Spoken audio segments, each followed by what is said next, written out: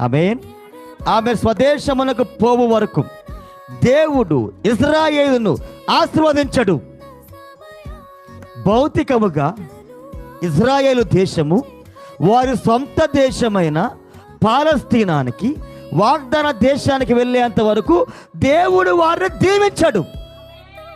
వాగ్దాన దేశానికి బయట వాళ్ళు ఉన్నప్పుడు దేవుడు ఎలా వాళ్ళని దీవిస్తాడు? అర్థమవుతుందా?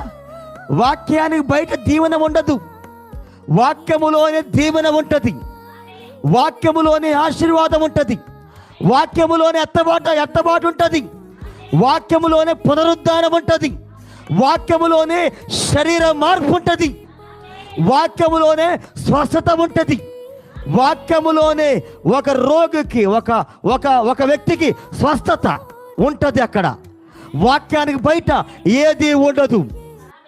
దేవునికి స్తోత్రం కలుగును గాక. ఆమేన్. అందుకని దేవుడు ఇశ్రాయేలీను ఆమె స్వదేశానికి వచ్చేంత వరకు దేవుడు వాళ్ళను దీవించడు.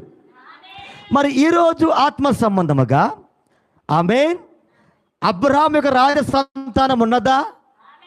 ఎవరు ఆ రాజ సంతానం? వధువైన మనమే, రూతైన మనమే ఆత్మ సంబంధముగా ఇశ్రాయేలుగా ఉన్నాం.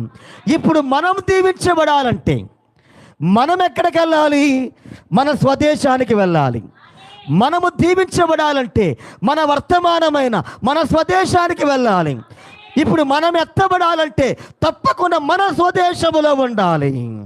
మనము శరీర మార్పును పొందుకోవాలంటే తప్పకుండా మనము మన స్వదేశములో ఉండాలి.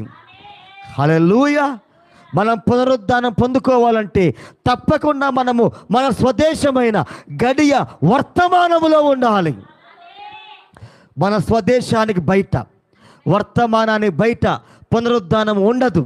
వర్తమానానికి బయట ఎత్తబాటు ఉండదు. వర్తమానానికి బయట పరిపూర్ణ విశ్వాసము లేదు.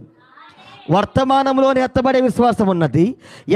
వర్తమానంలోనే మన స్వదేశములోనే పరిపూర్ణ విశ్వాసం ఉన్నది. అందుకనే ఈరోజు విశ్వాసికి కూడా వర్తమానానికి బయట దీవెన లేదు, వర్తమానానికి బయట ఆశీర్వాదం లేదు. వాక్యములోనే దీవెన. వాక్యములో ఉంటేనే దేవుడు నీతో వ్యవహరిస్తాడాయన. దేవునికి స్తోత్రం కలుగును గాక.